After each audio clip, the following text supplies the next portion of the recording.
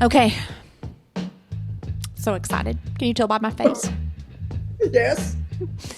I should not be excited, so I apologize because, for people that have lost a victim, it's not exciting for them at all. And in this case, we have 4. And I'm going to try to keep the names and everybody straight. But got Mom here with me. Yes. Even though we're doing remote, and we've not been able to do our drinks or anything like that, I do have Mom sayings. Oh, my gosh. Let me find one. Wonderful. Actually, I was glad they went. Really? Let's see. Let's see here. Where are my Mom sayings? Oh, darn it. Here we go.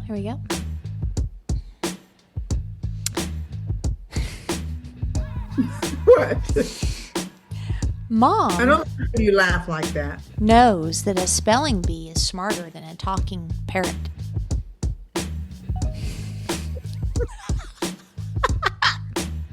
You should be ashamed. You know that one's cute. That's cute. Mom also has told me and Elena, who's not here with us recording because she's at a wedding, I guess it's more important than true crime, that the only murderer that gets enough fiber is a serial killer. I like that one better than the first one. You know what? I'm going to have some daughter sayings next time. You say that all the time. So anyway, I know. my name is Sherry. This is Outline of a Murder.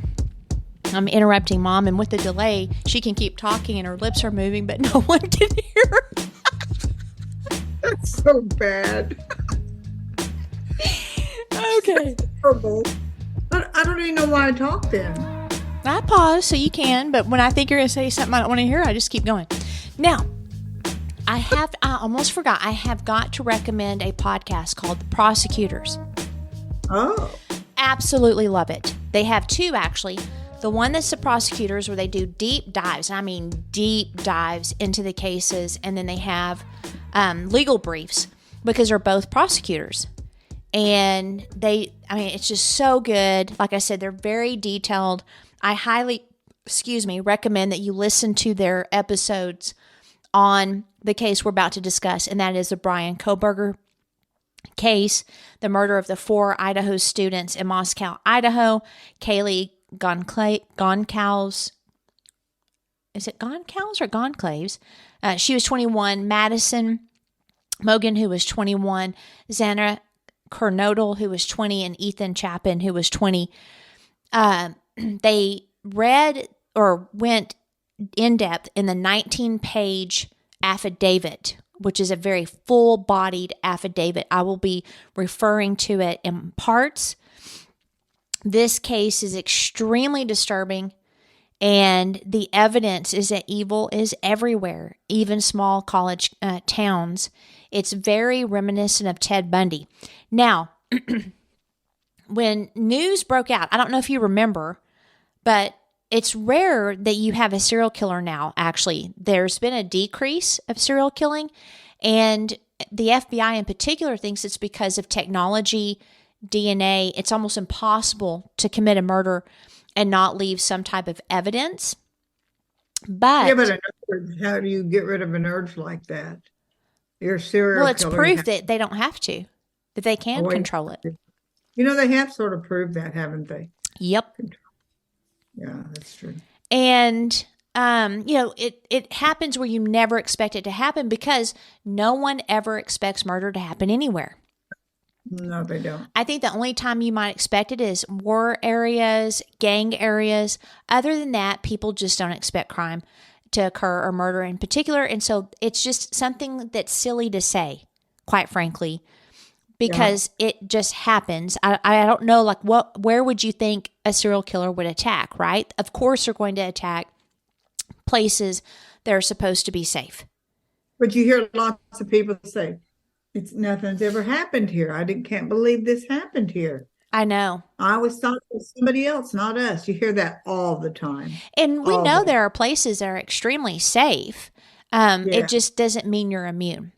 And when the news broke out, I was instantly, okay, this is serious. And if they don't catch this guy, he's going to kill again. I was also struck by the fact that it was 4 people. I'm like, man, that sure is ballsy. And so at first I'm like, okay, is this a serial killer we've not heard about? And like Ted Bundy, who had a personal goal of killing 2 at the same time, he ended up killing, those co-eds in the college and wounding and maiming. I was like, man, that is interesting. Maybe we've had somebody that's been under the radar. But then when I heard about how the crimes were committed and the blood that was everywhere, I mean, there was so much blood, it was dripping out of the walls of the residence. You could see it in the news footage. I'm like, nah, this is a first-time killer.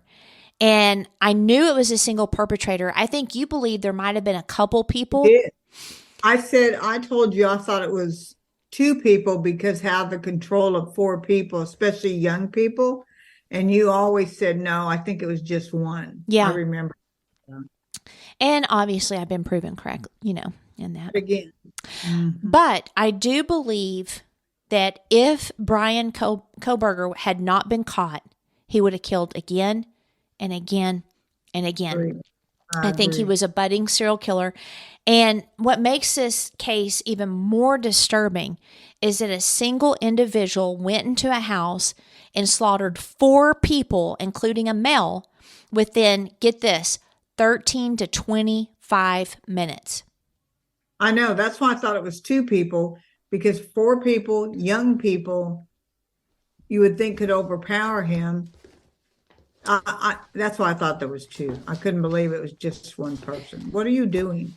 I need tissue. My nose is running. That's old age. You're the one that's wrapped up in an old lady, Shaw. That's because I am old. Sorry for my nostril noise. Okay. Now, in most cases, it's before someone is, guilty, you have to say they're innocent. Whatever. This dude is as guilty as it gets. So I'm not saying that. All right. Even a lawyer knows that. Now, here's the case. Okay. And like I said, I'll go to the affidavit as well, which is written by one of the police officers. It was one of the first ones that arrived, but he will not be called to testify because of something where that's just not a good idea.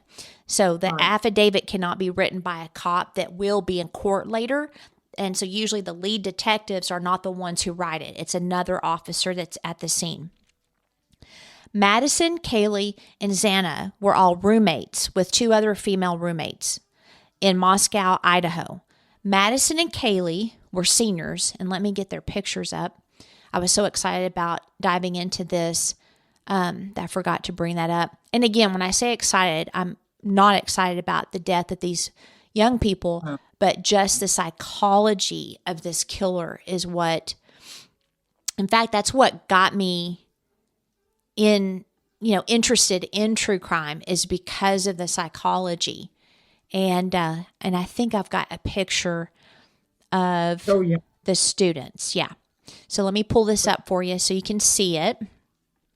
And I'm sure, they're famous as far as their faces now.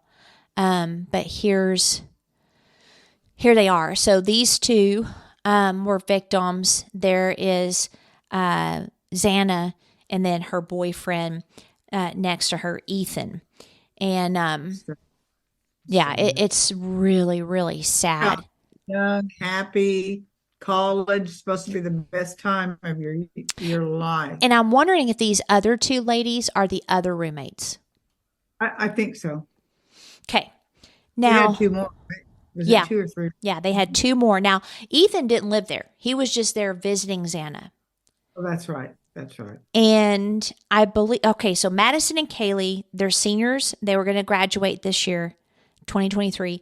Xana was a junior. She had her steady boyfriend, Ethan, and he often slept over at the house, which was known as a party house. But actually, the prosecutors brought out when they interviewed people that lived there that it actually wasn't that bad of a house. The cops were called there at times for noise complaints, but it wasn't that they had just people there all the time. But they would throw parties that would get loud. Yeah, but who didn't in college? Mm-hmm. I mean, That doesn't mean it's just a party house and everyone goes there every night to party. Right. They're in And college. it seems that the house was a row of houses that were right off the campus, and probably all of them were party houses, but so there's this row of houses. And on the night of November 12th, 2022, Ethan and Xana went to an on-campus party at a nearby Sigma Chi fraternity. One report says that the party was from like 8 to 9, or maybe that's when they were there, because I would think a party would last longer than an hour. Yeah. They returned to Xana's home at 1:45. So I don't know what they did in between, but we do know they did go to one party. Kaylee and Madison went to a downtown sports bar called the Corner Club around 10. They left the bar at 1:30 and they went to a nearby food truck called the Grub Truck. Camera footage at 1:41 a.m. shows them laughing, chatting, and smiling as they wait for their food. And I bet people have seen this. Like it's, the camera footage, the video, you have the food truck and they're talking and some people come up to them and talk with them while they're waiting for their food. So it doesn't appear that they're nervous, that anything's wrong. They're just having a good time. Have you seen the video footage? No. Oh, you haven't? I haven't seen it. What's wrong with you? What? I don't know. I watched everything on that. I don't remember seeing the video of that. But when you're a college kid and you party and there's other people come up to you, I mean, who wouldn't be smiling, laughing, having fun? Right. Yes. Of course, you wouldn't know that because you haven't watched the footage. Okay. So they got a ride from a private party.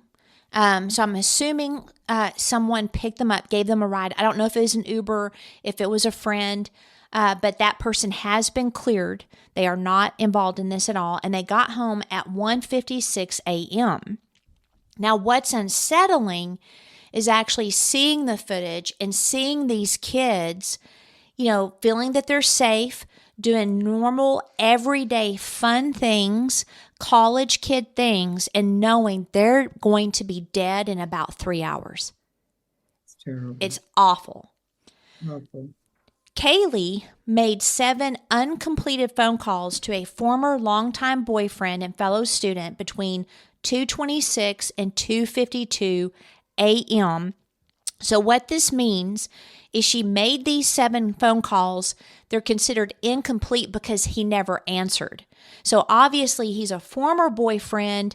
Was his phone off? Was it silenced? Did he not want to talk to her? Was the breakup kind of tough? Don't know. They don't give any details, but they do know that she is alive during those times. Madison also called the same guy, the boyfriend, 3 times between 2:44 and 2:52 with no answer. So it kind of makes you wonder if, Kaylee's trying to get a hold of him. He won't answer her phone. So then Madison decides to use her phone to try to get him to answer so he'll talk to her. You know what I mean? Like I remember doing that as a kid. Talk to him that bad. Yeah, I did that when I was younger too. Mm-hmm. Maybe she just wasn't over him. Shoot. Talk to him, especially when you're drinking.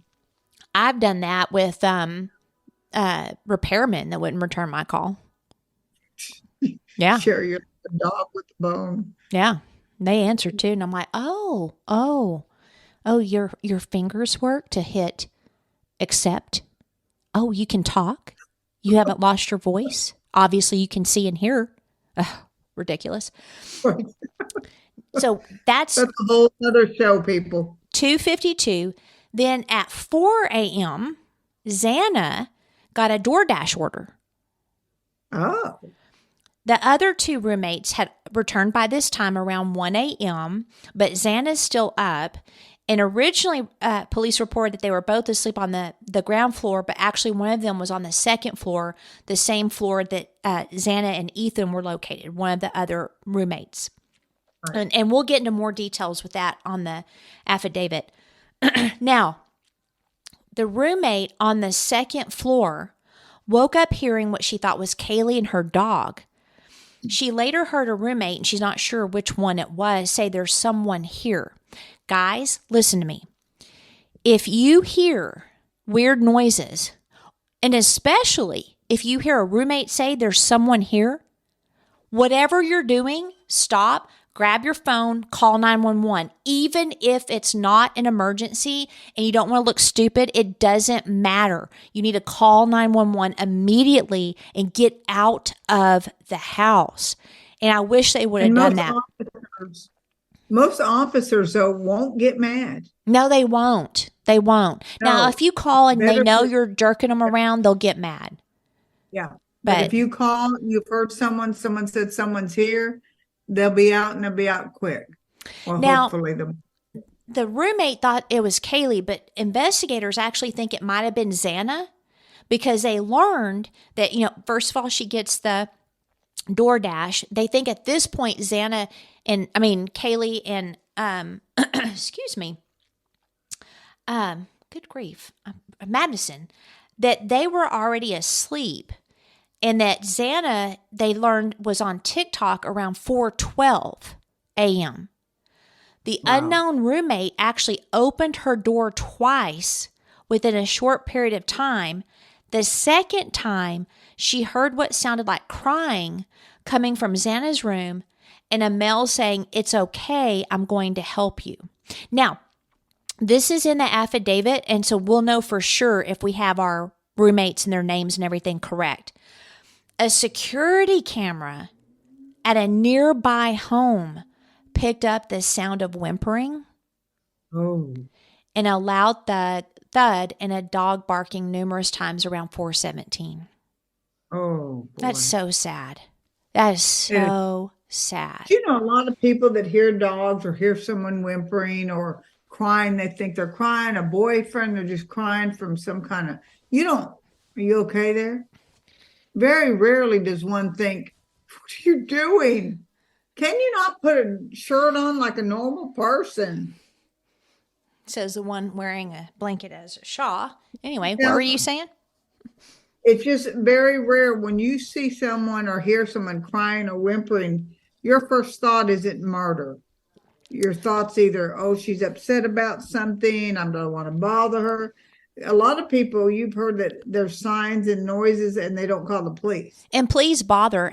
Me and Elena did a case on Crystal Mitchell, and she was murdered in the house of her friends, and they heard her crying and weird noises, but they didn't want to disturb her and her new boyfriend. Disturb. And he killed her. So, okay. Wow. The roommate opened her door a third time and saw a figure clad in black clothing and a mask that covered the person's mouth and nose walking toward her. She didn't recognize the man, but she noticed his bushy eyebrows. He walked past her and exited through the sliding glass door. Police don't know if the man saw the roommate. I'm thinking not, because I think he would have killed her. I don't think. Yeah, because she would have recognized him. I don't think he saw her either. I don't either. And the thing is that, like, if he's super focused on getting out of there, he may not have noticed her. She closed the door, she locked it, and then she remained in the room scared to death. Did she call the police? The first phone call did not come until 11:58 a.m. So this was like 4-something. She was paralyzed in fear. She didn't know what was going on. She sees this guy. She hears these weird noises, and she is terrified. The 911 call was made from someone inside the house. And it was one of the roommates, I believe, or a friend of the roommates that was asking help with an unconscious person. So police arrived. They noticed the door was open. There weren't any signs of forced entry or damage inside the house. Nothing appeared to be missing. The two roommates were inside the house with some friends there. So it appears they called some friends and they're like, hey, you probably need to call the police. So here's what I'm wondering. I'm wondering if the roommates knocked on the doors, of Xana's room and then Kaylee and Madison's room, and no one answered. The dog was in actually a different room, which we'll get into that when we get to the affidavit. So it makes you wonder if they were scared to open the doors. If I knocked on the door and someone didn't answer and I knew that they were probably there or was a little suspicious, I'd probably try to open the door. Yeah, I don't know. You know that it's locked, so something's wrong. I'm just curious why they didn't call the cops sooner, and maybe that will come out in trial. It's just I can't get that part. That's a little bit hard for me to understand. I agree. Why would you wait till 11? Right. Now, the friends, okay, so it appears that they called friends over to the home because they believed one of the second floor victims was unconscious, not waking up. It's a bit confusing because it's a bloodbath, like something you would see in a horror movie. But if all the doors were closed, they may not know that. So I'm thinking they were probably frozen in fear. So police discovered 4 victims stabbed to death in their beds on the second and third floors. Xana and Ethan were on the second floor, Kaylee and Madison on the third floor. They were not gagged. They were not restrained. The walls were covered in blood and, like I said, literally dripping down the walls and outside of the house onto the ground. The dog... It's interesting. The big guy, the boyfriend, was a big guy. And then the coward murderer was a little scrawny looking kid. I think he's bigger than maybe people think, though. I wonder if they were just so drunk they couldn't fight back, or they were I don't know if asleep they and were that drunk. maybe he was asleep and stabbed the big guy first. I mean, it'll all probably come out in trial. So the police believed from the cell phone evidence, the witness statement, and the camera info that the murders occurred between 4 and 4:25. So if that's the case, Kohberger might have started with Kaylee and Madison on the third floor before he killed Ethan and Xana on the second floor, because remember, Xana had a DoorDash delivery. She was on TikTok. And so I'm thinking that maybe the third floor victims were first. So, I mean, Definitely no, because no screams, just a little whimpering. they were here. asleep. Yeah. And they Unless may they killed you right away. I mean, and they may have been drinking enough to where they were passed out. I don't know. well, they're college kids and went to a party, so I would imagine they probably were a little tipsy. So terror, of course, ripped through the small community. The university canceled all classes the next day. They scheduled a candlelight vigil for November 16th, but they postponed it for 2 weeks for November 30th. I am curious if Kohberger was at it. I bet he was. The police were confusing at first. They said there's no risk to the community, and they felt that the killings were targeted. But then 3 days later, the police chief, James Fry, said that they couldn't say if there was a threat to the community. So many of the students and even the residents left Moscow early for Thanksgiving to visit relatives or to go back home. Mm-hmm. I do think it was targeted, but what I think happened is the more they started looking at the case, the more they realized it was a stranger on stranger. I think. Yeah. So at first they may have thought it was someone who knew the girls, but then when they started looking at the evidence, they're like, wait a minute, there might be some danger. Yep. Yeah. And there would be anyway, in my opinion. Anytime someone's killed, whether they knew the girls or not and they hadn't been caught, that to me is a danger. Yeah. Well, and a lot of speculation, a lot of rumors happen. And so the police captain, actually, Roger, he criticized internet sleuths. And he said there's so much speculation without backing that spreading false facts and is making everyone more frightened. Plus, they would have to track down all of the tips and all of the communications. And it was really taking a lot of manpower. So they said that they would press criminal charges against anyone that harassed or threatened anyone involved in the case. There was so much uproar and fear that people that were innocent were being targeted on the internet as being potentially involved. Terrible. You know, once you're targeted like that or accused of something like that, it's almost impossible to shake that off. It is. Your whole life, and you're innocent. Now, they did catch the guy, so whoever was blamed, the one I remember that was definitely blamed was the person that gave him, that gave him a ride. They thought, and then her boyfriend, People were wondering if he did it. Some said that she was stalked. I couldn't find any evidence of that. One of the victims was stalked. But they conducted the autopsies November 17th.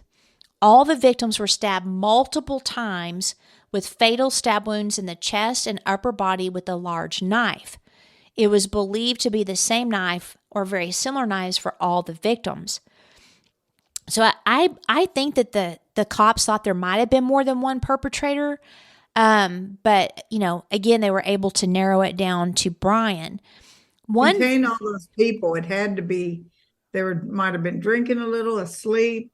But I was thinking they would have to go for the most accurate place. I don't think so, because if you look at Ted Bundy and he killed and maimed those 4, it wasn't heard. You know what I mean? They were asleep. Yeah, but he was beating the hell out of them with wood. And people did hear noises. They did hear noises. But yeah, I mean, it's the same thing. Noises. If you hear noises, though, I hear noises when someone's walking down the street or stuff, but the first thing that comes to mind isn't that it's a murderer. Right. You know what I mean? Mm-hmm. And if I hear crying, I'm like, oh, the heartbroken, something happened. I don't ever think, oh man, they're getting murdered. But as a single murderer for 4 people, you had to hit the target first, right away, to have a quick death. Yeah, except that if you're a victim and you come out of your sleep and you see someone there, you might be paralyzed in fear too. It's true too, yeah. But you go for the strongest first, I would think, which would be the boyfriend. Not if he didn't know he was there and in a bedroom. They're thinking he went for the 2 girls at the top. So it makes you wonder if when he came down, Xana saw him. Yeah, right. Or that's Ethan. True. That's true. But he was watching the house. Well, he would see. I don't know if he was watching the house when they got there. You don't think he was? Well, I know from the affidavit he wasn't there when they got there. Oh, okay. Okay. Well, I haven't been following this case at all. And some think that they were attacked in their sleep. I don't agree. I don't think they were all asleep. Because again, Xana. The autopsy would show. Huh? The autopsy probably will show that, right? I don't know, because they were killed so close together. But what I was saying is Xana and Ethan were awake. Oh, yeah. Because they had the food delivery. So I don't know how he subdued them so fast where no one screamed, but that's so puzzling to me. He did. And so none were sexually assaulted. No weapon was recovered. On November 19th, police asked the public to provide any video they might have of the house for the night of the killings. A phone tip line and email was set up, more than 2,600 email tips, 2,700 phone calls, 1,000 digital media submissions came in. On December 24th, they had at least 15,000 total tips. Police heard that, again, Kaylee may have had a stalker, but they couldn't confirm it.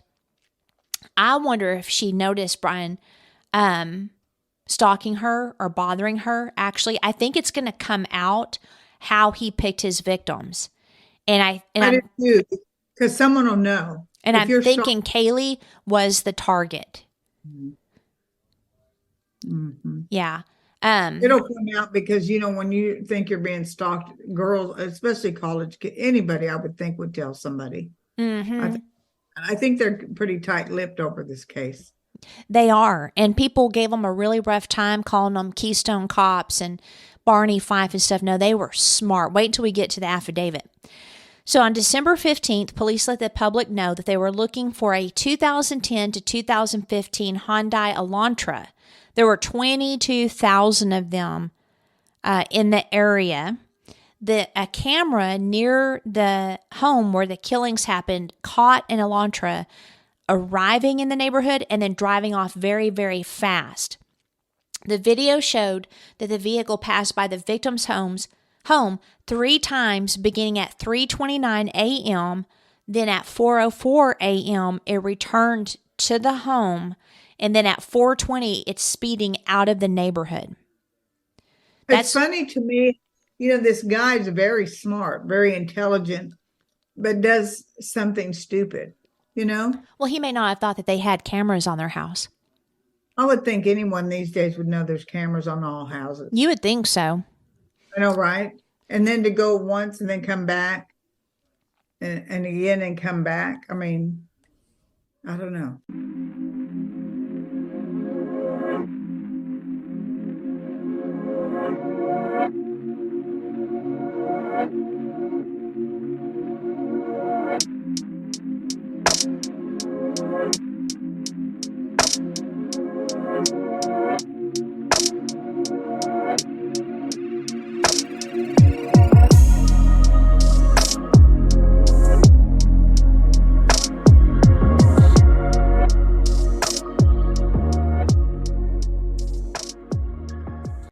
Okay, so let me go to the affidavit. And it's, like I said, it's 19 pages, and it's really disturbing to read because it's provided by a police officer named Brett Payne, and he is employed by the Moscow Police Department, and he has been on the job for 4 years, and he was called to 1122 King Road on November 13th at approximately 4 p.m., and he was one of the initial responding officers to the incident, and he, saw everything. So he said, I entered King Row residence through the bottom floor door on the north side of the building. Officer Smith and I then walked upstairs to the second floor. Officer Smith directed me down the hallway to the west bedroom on the second floor, which I later learned through Xana's driver's license and other personal belongings found in the room was Xana Kernodle's, hereafter Kernodle room. I could see a body, later identified as Kernodle's, laying on the floor. She was deceased with wounds that appeared to have been caused by an edged weapon. Also in the room was a male, later identified as Ethan, with sharp force injuries. I then followed Officer Smith upstairs to the third floor of the residence. The third floor consisted of 2 bedrooms and 1 bathroom. The bedroom on the west side of the floor was later determined to be Kaylee's room. I later learned from review of Officer Nunez's body camera there was a dog in the room when Moscow police initially responded. The dog belonged to Kaylee and her ex-boyfriend Jack. As I entered this room, I could see 2 females in the single bed in the room. Both were deceased with visible stab wounds, and I later noticed what appeared to be a tan leather knife sheath laying on the bed next to one of the victims' right side. So Bryan left the sheath for the knife on the bed, and they got touch DNA off of the snap. I don't think he knew at the time he left it. Nope. That's why I knew it was his first kill. And I was like, yeah, that's sloppy. Okay, and then the other 2 roommates, they were on the east side of the first floor. So this was the west side. They were on the east.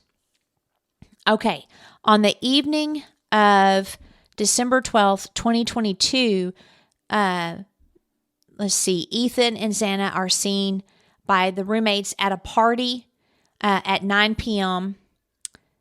Until 1:45. So they were there from 9 to 1:45. Okay, a.m.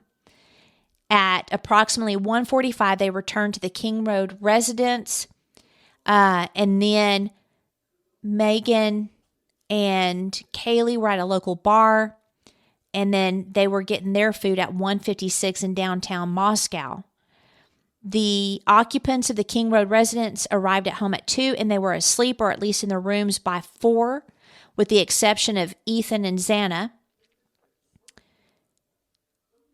DM, one of the roommates, stated she originally went to sleep in her bedroom on the southeast side of the second floor, but she stated that she was awakened at approximately 4 a.m. by what she stated sounded like Goncalves playing with her dog in one of the upstairs bedrooms, which were located on the third floor. A short time later, she said she heard what she thought was Goncalves saying something to the effect, "There's someone here." DM stated that she looked out of her bedroom but did not see anything when she heard the comment. She opened her door a second time when she heard what she thought was someone crying in Xana's room.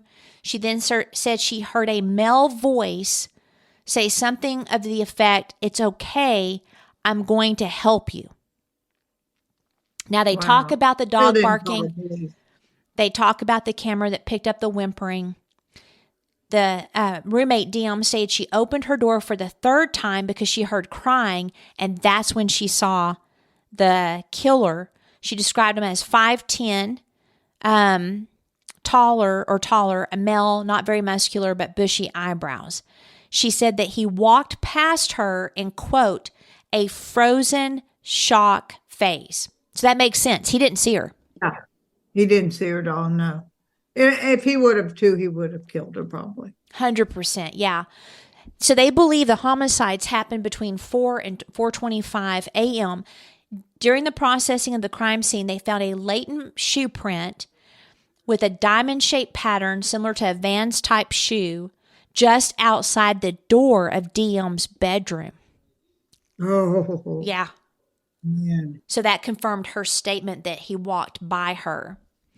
A video canvas of the neighborhood found footage in the early morning hours, and that's when they identified the white sedan, vehicle number 1. There were multiple videos obtained in the area that saw the vehicle around 3:29 and ending at 4:20. The sighting shows suspect vehicle number 1 makes an initial 3 passes by 1122 King Road residents and then leaves via Walenta Drive. Based off my experience as a patrol officer, this is a residential neighborhood with a very limited number of vehicles that travel in the area during the early morning hours. Upon review of the video, there are only a few cars that enter and exit this area during this time frame. So that's how they were able to narrow it down. This is the guy, right? Maybe they didn't see it, but don't you imagine he had to be just covered in blood? Oh, I'm sure. Yeah. I mean, covered in blood. And then they saw the video entering the area a fourth time around 4:04 a.m. It looks like he tried to park and turn around the road, but he couldn't. So he had to go on down, did a 3-point turn, and then was able to park. He's last seen departing the area at 4:20 at a high rate of speed. Based on my knowledge of the area and review of camera footage in the neighborhood, that does not show suspect vehicle 1. I believe that the vehicle would likely exit the neighborhood at Palouse River Drive on the southern edge of Moscow that goes into Whitman County, Washington. Eventually, the road leads to Pullman, Washington, which is approximately 10 miles away. And so that's how people travel back and forth. So that's how they knew he probably lived in Pullman. Oh, that's smart. Such good police work. Amazing. It's still amazing to me, though, being this year and such a smart guy, that criminals are so stupid. I mean, Right. there's cameras. There's cameras everywhere. Well, he might have thought he could get away with it. You think he wanted to get caught? I mean, it's No. not like he ran away or... No, I don't. You know, And not only that, his alibi is that he was driving around. So just a little alert to Bryan. You driving by yourself in a car is not an alibi. No. Okay. No. Investigators suspected it might be someone that lived at the university. And they were given access to video footage of Washington State University campus located in Pullman, Washington.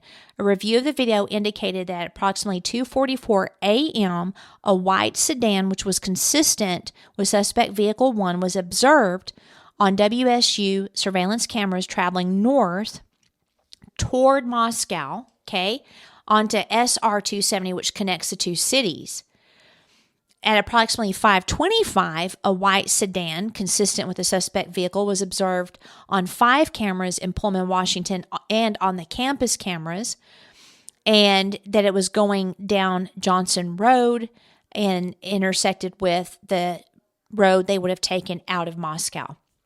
So they're pretty much, they know they've got this guy. So then on November 29th at 12:28, WSU police officer queried white Elantras registered at the college. As a result of the query, he located a 2015 white Elantra with a Pennsylvania license plate. It was registered to Bryan Kohberger, and that gives his apartment, et cetera, which is 3/4 of a mile away from the intersection that they spotted the suspect vehicle. They also noted in the affidavit that he has bushy eyebrows, and his physical description is consistent with the description that the roommate saw in the residence. Further investigation. I wonder if there was blood in the car. It had to be. I'm sure, yeah. Further investigation, including a review of the county sheriff's deputy CPL Duke's body cam and reports, show that on August 21st, 2022, Bryan Kohberger was detained as part of a traffic stop that occurred in Moscow, Idaho. At the time, Kohberger, who was the sole occupant, was driving a white 2015 Hyundai Elantra with Pennsylvania plate, blah, blah. During the stop, which was recorded via law enforcement body camera, he provided his phone number, and they took that and began to trace it. Oh. Yep. So smart. And he had just registered his car in Washington. Oh. Okay, so he is an undergraduate with a degree in psychology and cloud-based forensics. The records show that Kohberger wrote an essay when he applied for the internship with the Pullman Police Department in the fall of 2022, saying that he had an interest in assisting rural law enforcement agencies with how to better collect and analyze technological data in public safety operations, which, like you said, he knows technology. Yep. And that's what he wanted to specialize in and help him with, and yet that's what he gets caught with.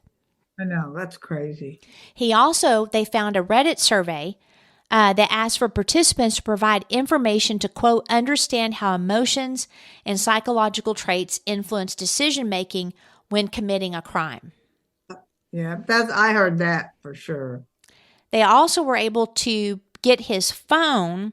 Now, it did not show his phone was near King Road residence between 3 and 5, but the officer said, based on my training experience and conversations with law enforcement officers that specialize in the utilization of cell phone or cellular telephone records as part of investigations, individuals can either leave their cellular phone at a different location before committing the crime or turn it off. Well, they knew he turned it off because they spotted him before that time. His cell phone was in the area, and after. So right. They were basically able keep the phone on to put his phone and his car together with the cell phone data and the video footage. Oh my! Yeah, he was sort of sloppy, wasn't he? He was, and so they do all that. I mean, it's a fascinating affidavit to read. Where'd you get that? Do what? Where'd you get that? You said it's online. Oh, is it the whole thing? Mm-hmm. Oh, is that normal practice? It just depends on the station. Oh. They also found that he was there at 9:12 a.m. and 9:21 a.m. as well. There where? At the crime scene? Mm-hmm. What? And they learned that he had been there at least 12 occasions prior to November 13th. Oh. So he went back to the crime scene 2 times before the cops were called. Wonder why? Well, to see if the cops were called. The cops were there yet? Yeah. And then the fact that he was there 12 other times means he was definitely stalking. Wow. So I didn't know any of that. He also got pulled over by cops near their residence. And let's see. What? On December 27th, 2022, Pennsylvania agents recovered the trash from the Kohberger family residence located in Albrightsville, PA. That evidence was sent to the Idaho State Lab for testing on December 28th, 2022. The Idaho State Lab reported that a DNA profile obtained from the trash and the DNA profile obtained from the sheath identified a male as not being excluded as a biological father of the suspect. At least 99.9998% of the male population would be expected to be excluded from the possibility of being the suspect's biological father. Based on the above information, I am requesting an arrest warrant be issued for Bryan C. Kohberger for burglary at 1122 King Street in Moscow, Idaho, and 4 counts of murder in the first degree for the murders of Madison Mogen, Kaylee Goncalves, Xana Kernodle, and Ethan Chapin. I declare under penalty of perjury pursuant to the law of the state of Idaho that the foregoing is true and correct. Wow. Yeah. He hadn't really said much, has he? Nope.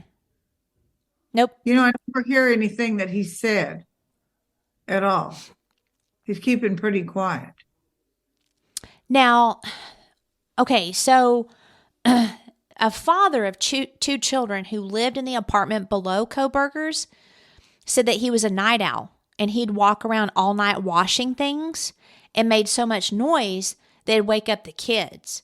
But he said he never saw friends visit him at all. I also found out that he used to use heroin when he was in high school.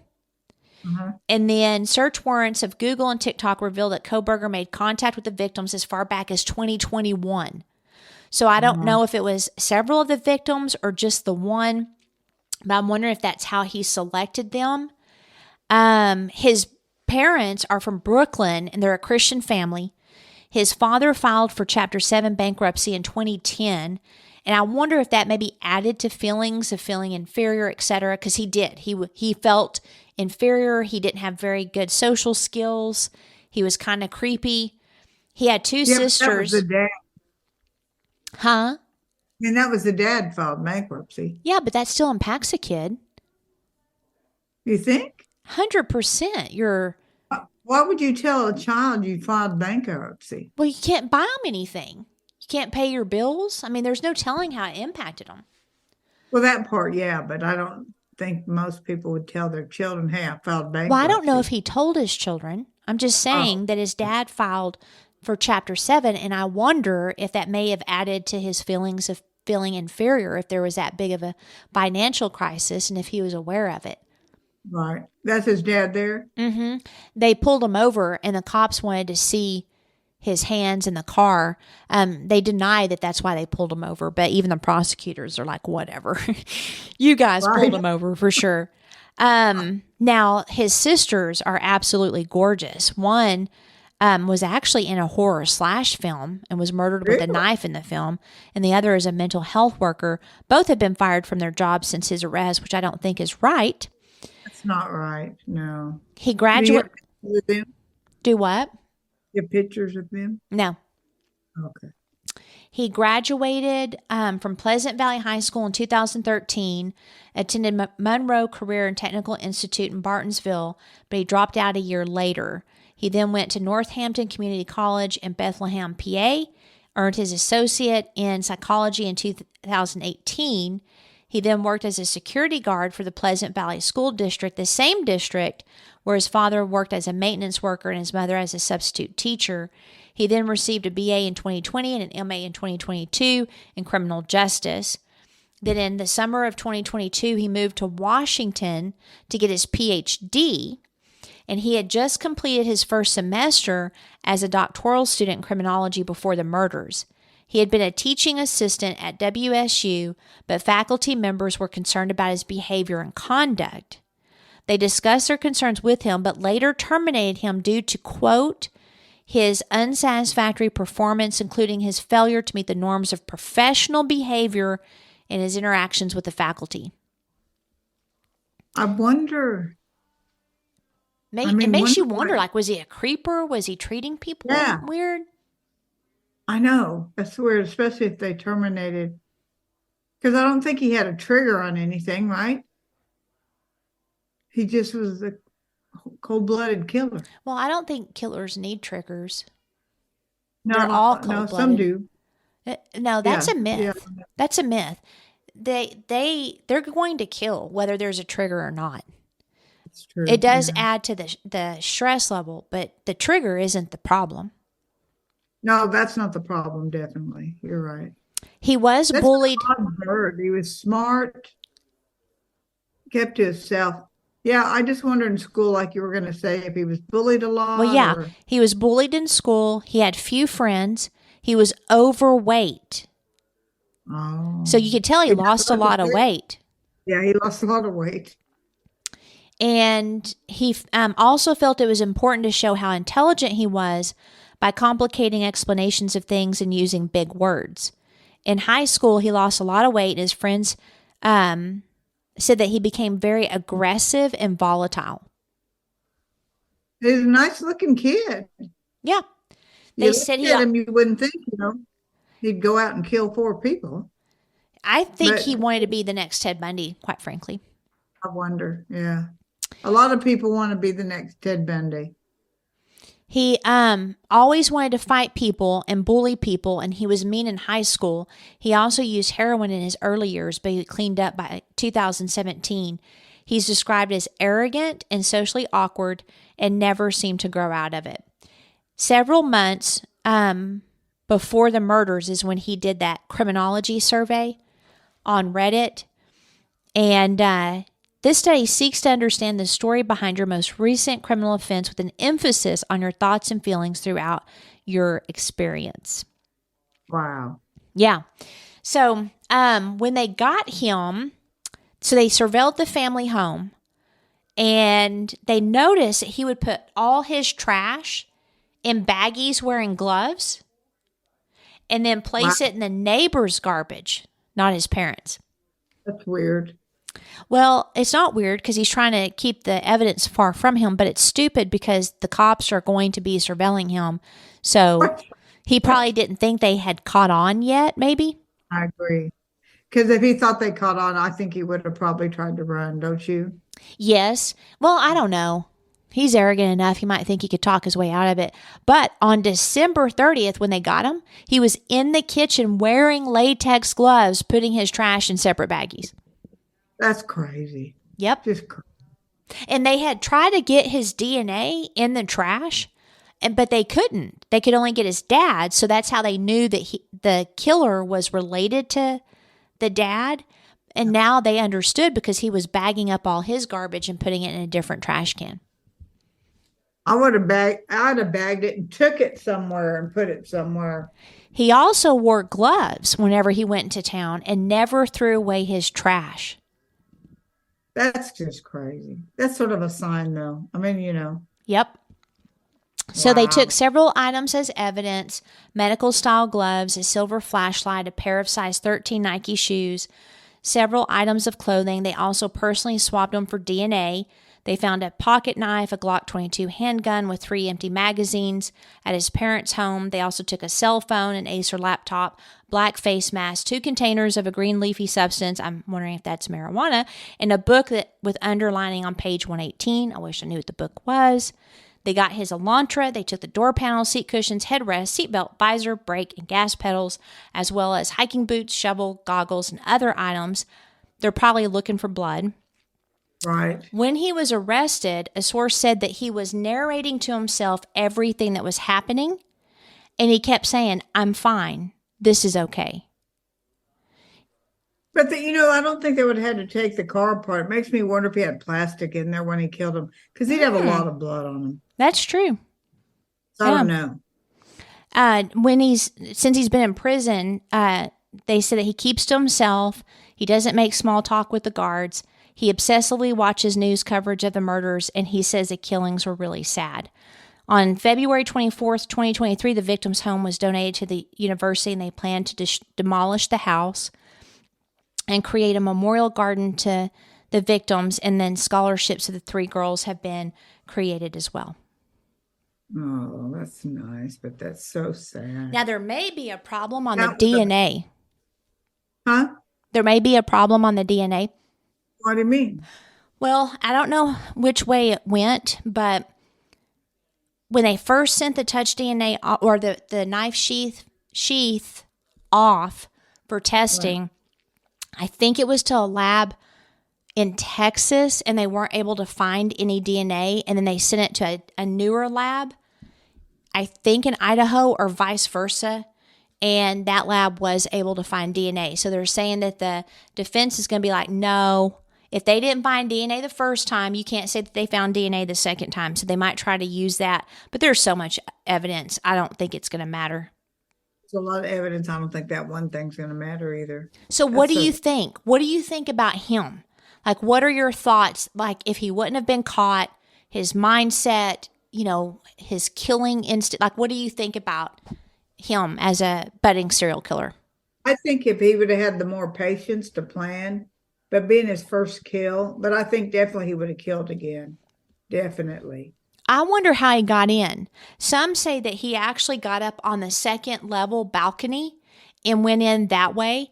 And if that's the case, guys, it doesn't matter if you have a balcony. You need to lock your freaking doors. I don't think they found evidence he did that though, did they?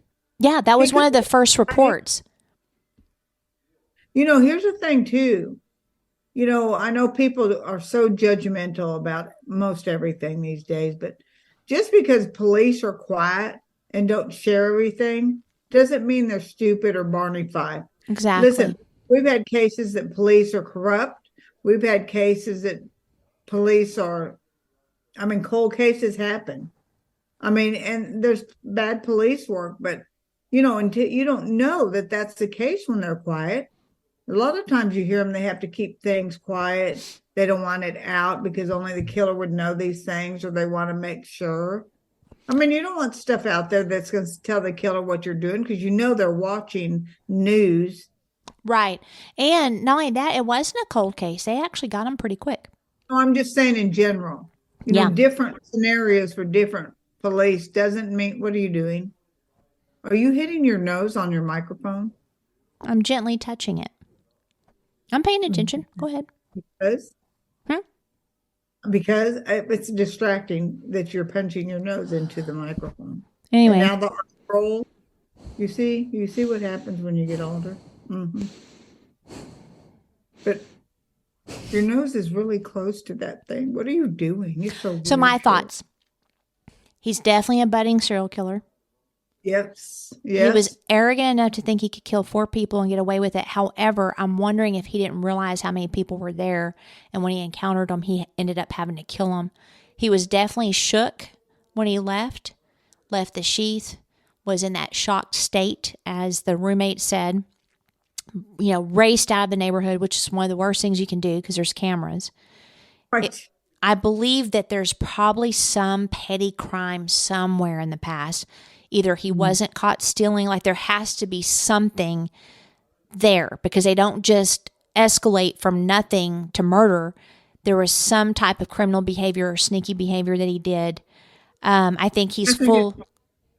I think it was he did something more than just a little theft, don't you? Well, there's no criminal history, so I don't know. Right. But I do think that he's full of rage. And I think that he targeted these girls because they were clearly out of his league. And I also can say with much certainty, at least on my end, that he is a psychopath. I agree. He studied murder. I do think he planned this actually because he'd been at the place 12 times. I think he was stalking his victims. I think he knew how he wanted to do it, and I think he picked a knife because he's full of rage. Because most people that use knives, they're very rageful, and it's a very personal thing, even if the victims are strangers. Now, unless some evidence comes out, I think he knew they were all there. Because I think he was keeping an eye on things, stalking. Well, I think he definitely knew a whole bunch of roommates lived there, but they mixed up their rooms. So I think that his plan was to go after the victims on the 3rd floor, and he waited long enough thinking they'd be asleep by 4-something, and Xana and her boyfriend weren't. Mm-hmm. And we know he didn't get there till 3-something. So there's no way he could have known if they were asleep or not for sure. But no, you didn't. But the odds are, knowing there's a bunch of people in that house, or, college students, that's pretty ballsy.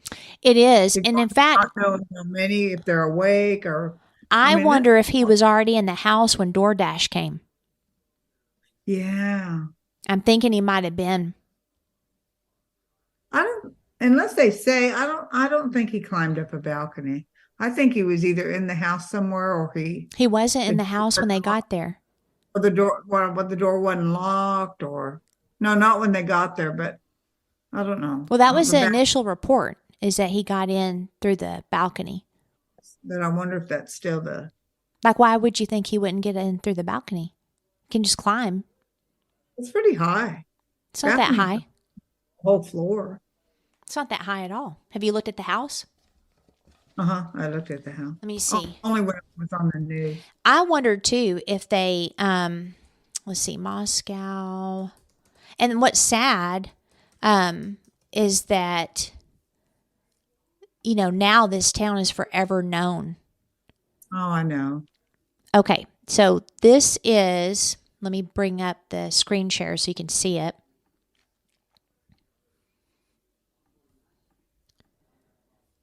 Oops. So this is the house. I want you to notice this ground. It is not that high. See how high the ground is? Mm-hmm. But is the ground covering some of the flooring of the other balcony? No, because there's not another balcony. Down low. Yeah, I guess that didn't look too high. Yeah. Let me see if they think. Okay, let me search. How did Bryan Kohberger enter house? And a lot of these pictures and stuff, is that affidavit on the site too? On our site? Not yet. Says he broke into. Oh no, that was. Oh. Bryan Kohberger, who had been accused of brutally murdering 4 University of Idaho students, allegedly broke into the apartment of a female colleague and moved items around as part of an elaborate ploy to manipulate her. Wow. More coming up now. Yep. Someone asked him to, I guess his manipulation worked. Yeah, I don't think they know. I know the initial report is that's how he got in, but it may be that's what it is, and that's why you can't find anything. Internet theorizes how he entered.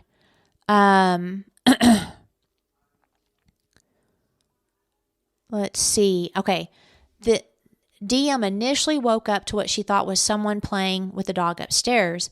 This would be consistent with the intruder entering through the balcony of the 3rd floor room and trying to calm the dog from excitedly jumping upon someone entering. And this would also explain why the dog doesn't have any blood or evidence on it if this was an initial entry. Oh. I don't know why you doubt me. I mean, I pegged the whole thing. I know it. I just do. That's just what I do. Well, I'm tired of talking about it then. Going to doubt my assessments. That's just what I do. My mind goes many ways. All right. I'm tired of talking. My voice is tired. I've had a little bit of a slight cold. When you edit this, look at the first one and go through slowly and see all those things that I saw. You're freaking me out with the eye thing now. I'm freaking out because you're seeing balloons. You said confetti, bubbles or something. Now too. Anyway, we need our tagline. What is it? Be smart. Be rude. And don't be a victim. I was going to say that for you too. And don't stop taking your medication if you see things that don't exist. I didn't see anything. It was a true thing I saw. Mm-hmm.